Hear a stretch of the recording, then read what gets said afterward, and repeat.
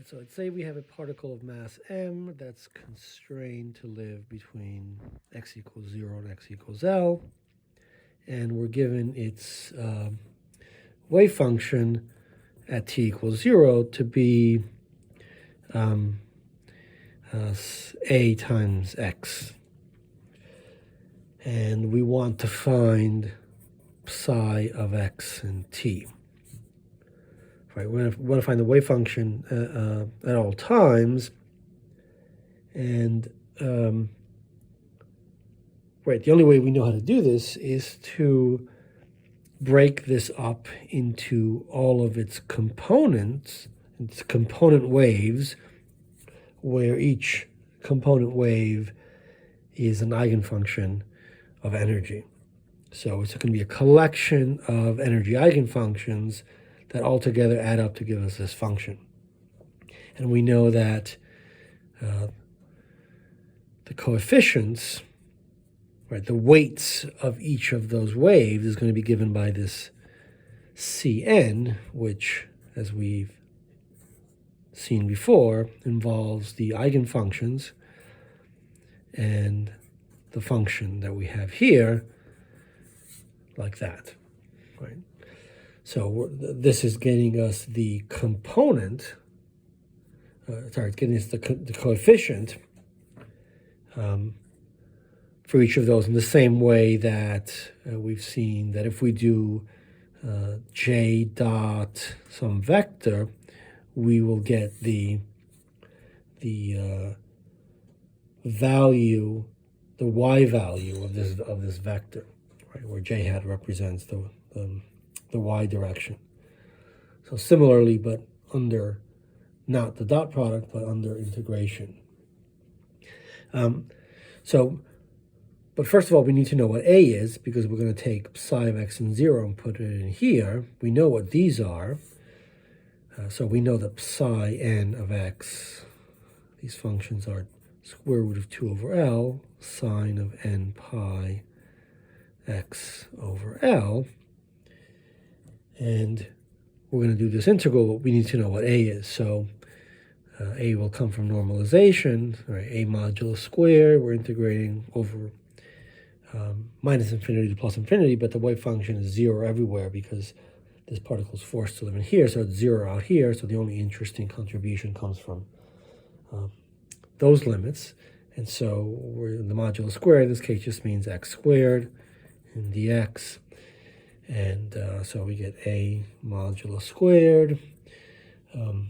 We get x cubed over 3 from 0 to L. And so clearly the only thing that survives there is the L cubed over 3. And this has to equal to 1. And so we have that the modulus of a is equal to 3 over L cubed square root.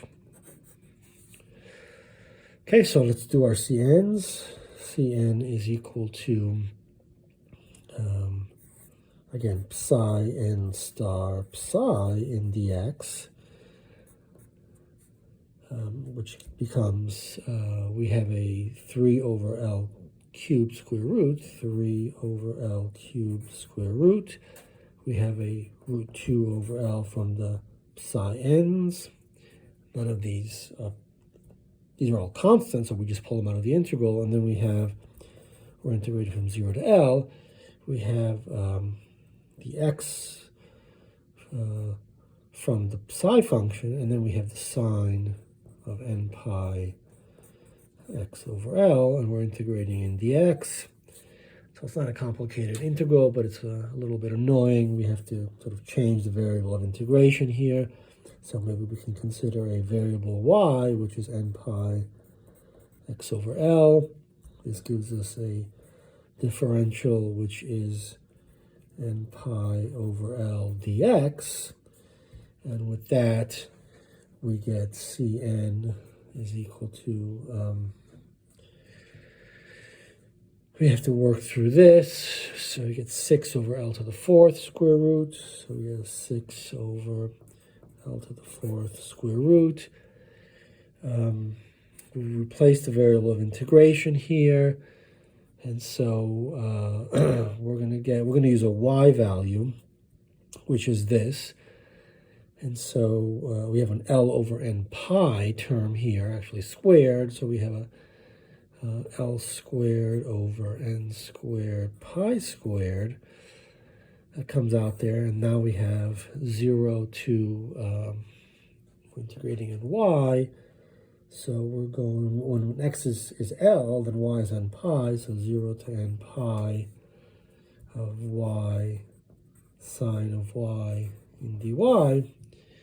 And this integral is, well, we can just look this up, but we know that this is, so what do we have here? 6, this is an L squared, this cancels with that. We have n squared pi squared, so we get square root of 6 over n squared pi squared. And this integral is,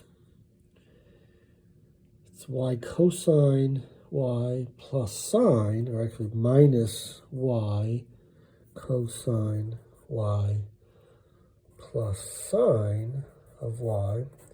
And we're going from 0 to n pi. And so we get square root of 6 over n squared pi squared.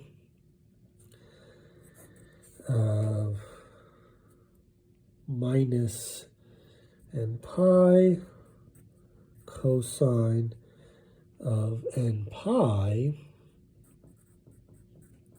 plus sine of n pi, but that's always 0,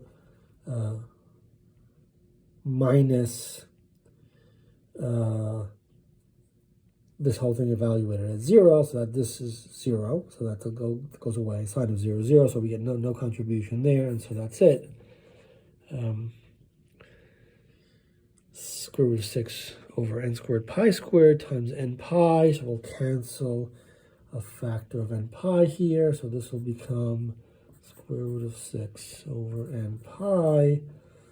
We have a minus sign here, and we have a cosine of n pi, so this is sometimes 1, sometimes minus 1.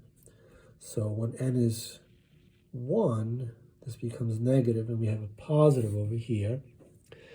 So we can write this as minus 1, such that odd values, we get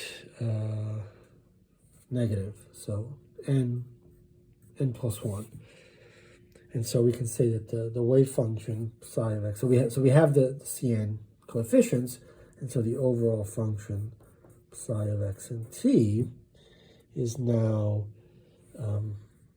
square root of 6 over, we have the pi there, or square root of pi. Sorry, there's no square root there. So let me just leave that like that. Square root of 6 over pi. And then we're summing on the other things, right? We're summing over n here. So we have n equals 1 to infinity of minus 1 to the n plus 1 over n. So I have to keep this inside of the summation. Well, I could have pulled out the square root of 2 over L. Square root of 2 over L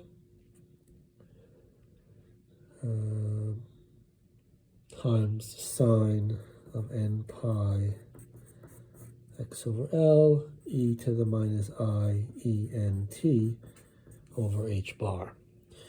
All right, so this is the solution.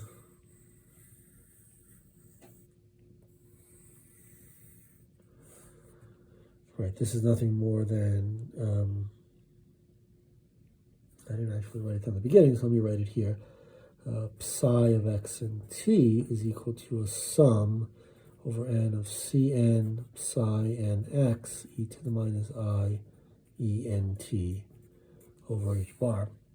We just broke this quantity up into its its energy eigenfunctions.